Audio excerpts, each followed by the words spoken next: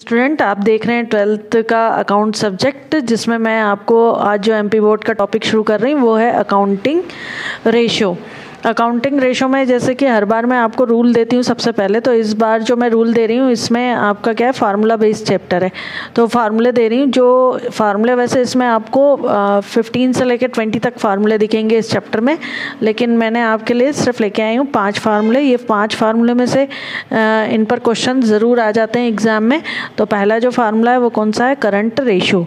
Current ratio का जब भी आप फार्मूला पुट करेंगे तो उसका फार्मूला रहेगा current assets upon current liability. और करंट एसेट्स में अपनी क्या क्या आती हैं, cash, bank, debtor, stock, prepaid expenses, short term investment और बिल रिसीवल। और करंट लायबिलिटी में आते हैं अपने क्या, creditor, bank overdraft, bill payable, outstanding expenses और शॉर्ट टर्म लोन। तो ये करंट एसेट्स थी और ये करंट लायबिलिटी।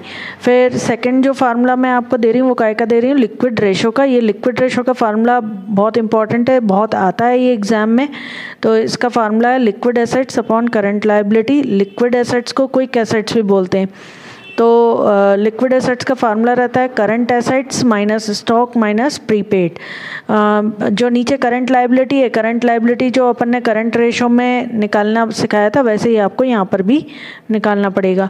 फिर आपका था डेब्ट इक्विटी रेशो, ये भी बहुत इंपॉर्टेंट है। डेब्ट इक्विटी रेशो का फार्मूला रहता है long term loan upon share holder fund. Long term loan को उसके अंदर अपन 3 चीज़ों को लिया जाता है, जैसे डिवेंचर, लॉन्ग टर्म लोन और मॉर्गेज, ठीक है।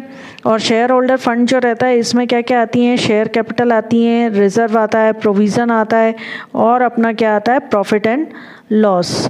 तो ये लॉन्ग टर्म लोन और शेयर होल्डर फंड का फार्मूला था। और मेन फार्मूला इसका क्या था, डेब्ट equity ratio.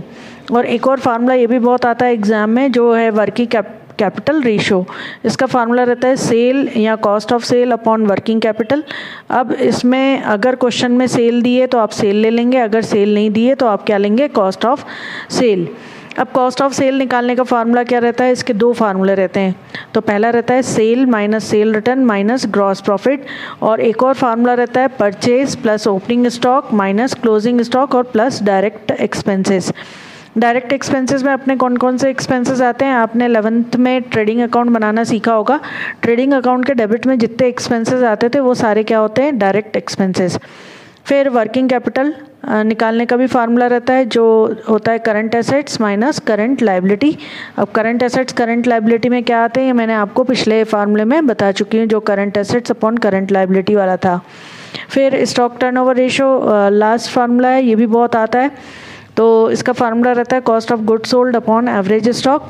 Cost of goods sold जो है मैंने अभी आपको पीछे इसके फार्मूले बताए। और एवरेज स्टॉक का फार्मूला रहता है opening stock plus closing stock divide 2। इसमें आपको एक बात ध्यान रखनी है कि ओपनिंग और क्लोजिंग जब दोनों होंगे तब आप इन दोनों को ऐड करके डिवाइड 2 करेंगे।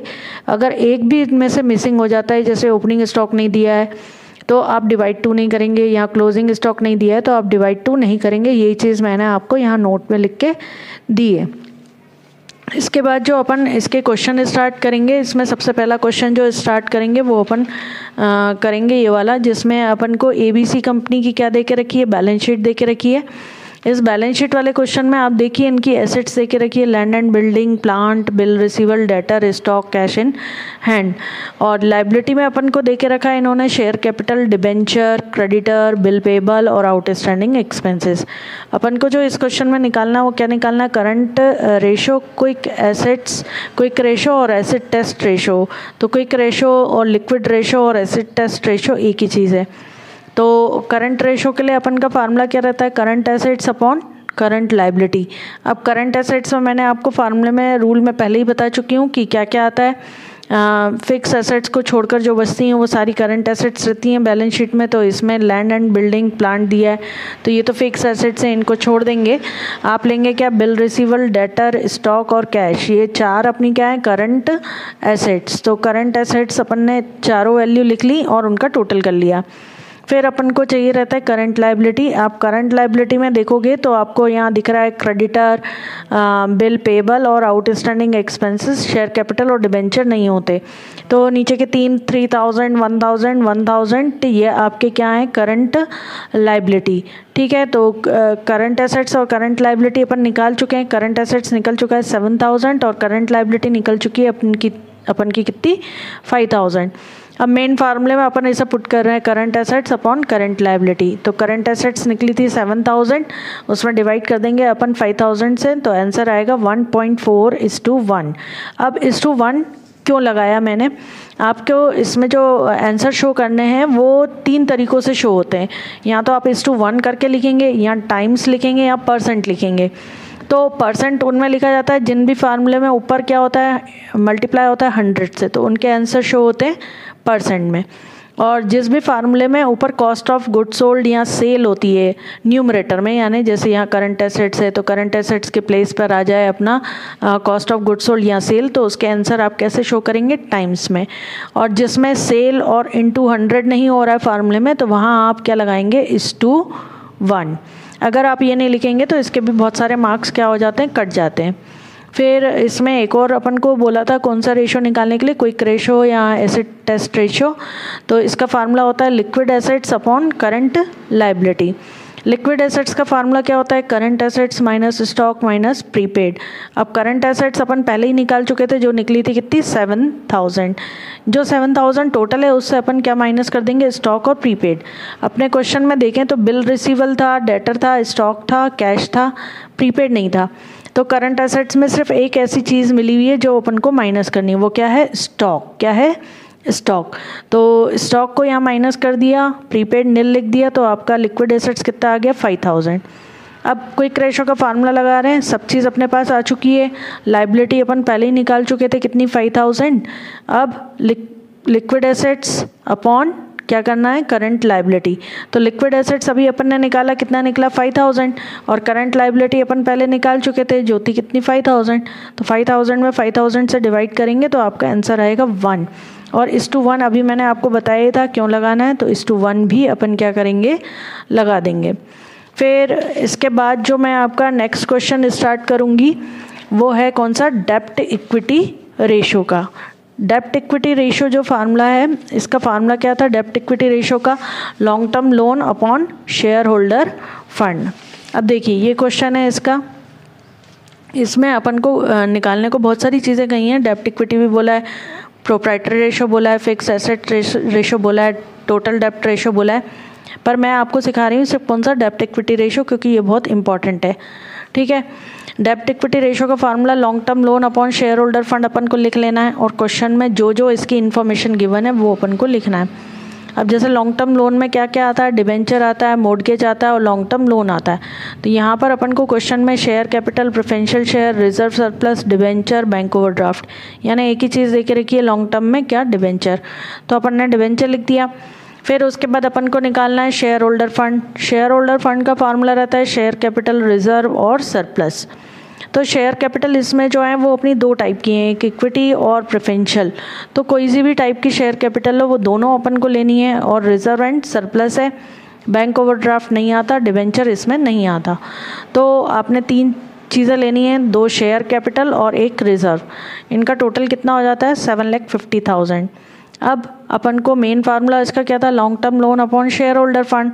लॉन्ग टर्म अपना निकला हुआ था कितना, 10 लाख, और फिर उसके बाद 1 लाख, और 1 लाख में अपन डिवाइड कर देंगे कितने से, 7,50,000 शेयर होल्डर फंड से। तो आंसर आएगा 1.33। इसमें भी अपन को क्या लगाना है, 1:1, क्योंकि ना तो ऊपर कॉस्ट ऑफ गुड्स सोल्ड है और ना ही इनटू 100 है। जिसमें ये दोनों चीज़ें नहीं रहती उसमें आप क्या लगाओगे, 1:1।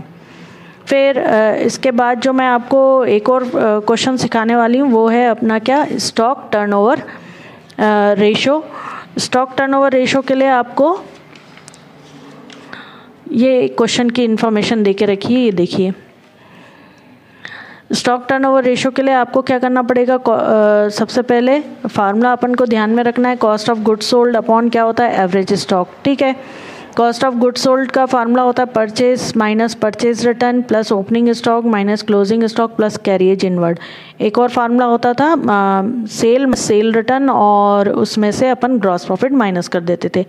लेकिन अब जो अपन क्वेश्चन ले रहे हैं उसमें अपन को क्या क्या दे के रखा है, ओपनिंग स्टॉक दे के रखा है, परचेज दे के रखा है, परचेज रिटर्न दे के रखा है, क्लोजिंग स्टॉक दिया है, कैरिएज इनवर्ड दिया है, पर सेल नहीं दिया। तो sale minus sale return minus gross profit जो कॉस्ट ऑफ गुड्स सोल्ड का फार्मूला था वो नहीं लग पाएगा। अपन को ये वाला फार्मूला लगाना पड़ेगा जिसमें पहले अपन को परचेज में से कोई भी रिटर्न दिया रहता है तो पहले वो माइनस कर दिया करो उस चीज़ से। जैसे परचेज का है तो परचेज रिटर्न माइनस हो जाएगा, सेल लिख रहे हैं तो सेल में से सेल रिटर्न माइनस होगा। तो इस क्वेश्चन में परचेज दिया है और परचेज रिटर्न दिया है, तो पहले अपन ने इन दोनों को माइनस कर देना है, और फिर ओपनिंग स्टॉक भी दिया है, ओपनिंग स्टॉक प्लस कर देना है, और क्लोजिंग स्टॉक भी दिया है तो वो माइनस कर देना है। फिर अपन को दिया हुआ है कैरिएज इनवर्ड जो डायरेक्ट एक्सपेंसेस है। आपको ध्यान रखना है कि कैरिएज आउटवर्ड भी कभी कभी क्वेश्चन में दे देते हैं, वो नहीं लेना है, हमेशा क्या लेना है आपको, कैरिएज इनवर्ड।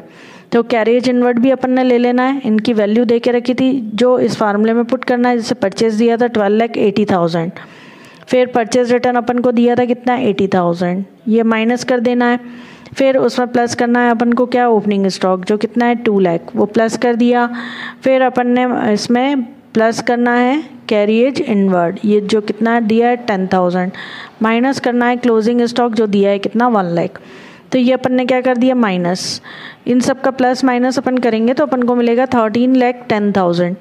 तो ये अभी निकला है अपना क्या, कॉस्ट ऑफ गुड्स सोल्ड। अपन को अभी और भी चीज़ निकालनी है जो क्या है, एवरेज स्टॉक। एवरेज स्टॉक का फार्मूला होता है opening stock plus closing stock divide 2। अपने क्वेश्चन में ओपनिंग स्टॉक और क्लोजिंग दोनों दिए, ये ओपनिंग 2 लाख दिया और क्लोजिंग 1 लाख दिया है, तो दोनों को ऐड करेंगे और डिवाइड क्या कर देंगे 2 से। अगर इनमें से एक चीज़ भी मिसिंग होती तो डिवाइड 2 नहीं होता, तो इन दोनों का एडिशन डिवाइड 2 करेंगे तो 1,50,000 आ जाएगा। तो एवरेज स्टॉक आ चुका, कॉस्ट ऑफ गुड्स सोल्ड आ चुका। अब मेन फार्मूले में अपन इसे रख देंगे। तो अपना कॉस्ट ऑफ गुड्स सोल्ड था 13,10,000, वो अपन ने न्यूमरेटर में रखा, डिनोमिनेटर में अपन ने रखा कितना 1,50,000। दोनों को डिवाइड किया, आंसर आया 8.73। इसमें अपन क्या लगाएंगे, टाइम्स। टाइम्स क्यों लगा रहे हैं, क्योंकि ऊपर फार्मूले में क्या है, कॉस्ट ऑफ गुड्स सोल्ड। मैंने अभी थोड़ी देर पहले ही बताया था, अगर सेल या कॉस्ट ऑफ गुड्स सोल्ड दोनों में से कोई एक चीज़ अगर न्यूमरेटर में रहती है तो आप आंसर को क्या लिखेंगे, टाइम्स में लिखेंगे। अब इसके बाद जो लास्ट क्वेश्चन मैं आपको बताने वाली हूँ वो है अपना कौन सा, वर्किंग कैपिटल रेशो। अब वर्किंग कैपिटल रेशो के लिए आप देखो तो आपका क्वेश्चन है ये, जिसमें आपको क्या क्या दे के रखी है, फिक्स एसेट्स दे के रखी है, डेटर दे के रखा है, बिल रिसीवल दे के रखा है, कैश और प्रिलिमिनरी एक्सपेंसेस। तो और इधर शेयर कैपिटल दे के रखी है, जर्नल रिजर्व दिया है, प्रॉफिट एंड लॉस दिया है, मॉर्गेज लोन दिया है, क्रेडिटर दिया है और बिल पेबल दिया है। तो main formula working capital turnover ratio का होता है cost of goods sold upon working capital. तो वर्किंग कैपिटल का भी फार्मूला रहता है current assets minus current liability. तो सबसे पहले अपन को वर्किंग कैपिटल निकालनी रहेगी। वर्किंग कैपिटल के लिए ढूंढना पड़ेगा क्या, करंट एसेट्स को। अपने क्वेश्चन में फिक्स एसेट्स करंट एसेट्स नहीं होती है, तो बचा क्या, डेटर है, बिल रिसीवल है, कैश है और प्रिलिमिनरी है। तो प्रिलिमिनरी एक्सपेंसेस ना फिक्स्ड एसेट्स होती है ना करंट एसेट्स होती है, तो बचे अपने करंट एसेट्स में डेटर, बिल रिसीवल और कैश। तो डेटर, बिल रिसीवल, कैश तीनों को अपन ने ले लिया और ऐड करके रख लिया। अब अपन को चाहिए करंट लायबिलिटी। करंट लायबिलिटी में आओ तो अपन को दिया हुआ है यहाँ पर share capital, reserve, profit and loss और मॉर्गेज लोन, ये चारों नहीं होती है करंट लायबिलिटी। बचा है क्रेडिटर और बिल पेबल, ये अपनी क्या है, करंट लायबिलिटी। तो करंट लायबिलिटी में 2 ही क्रेडिटर और बीपी थे, उन दोनों की वैल्यू ली, उन दोनों को ऐड कर दिया और लिख के रख लिया। अब ये तो अभी सिर्फ करंट एसेट्स करंट लायबिलिटी निकाली है, इन दोनों को यूज़ करते हुए अपन को क्या निकालना पड़ेगा, वर्किंग कैपिटल। तो वर्किंग कैपिटल के लिए current assets minus current liability करनी है। तो करंट एसेट्स निकली थी 10 लाख और करंट लायबिलिटी कितनी थी 3 लाख। 10 लाख से 3 लाख माइनस करेंगे तो 7 लाख आपका क्या आ जाएगा, वर्किंग कैपिटल। अब अपन को मेन फार्मूला क्या है, कॉस्ट ऑफ गुड्स सोल्ड या सेल अपॉन वर्किंग कैपिटल करना है। अगर क्वेश्चन की इन्फॉर्मेशन देखें तो अपन को सेल दी हुई है इस क्वेश्चन में, जो कितनी है 16 लाख। तो 16 लाख में डिवाइड कर देंगे अपन ने जो वर्किंग कैपिटल निकाली।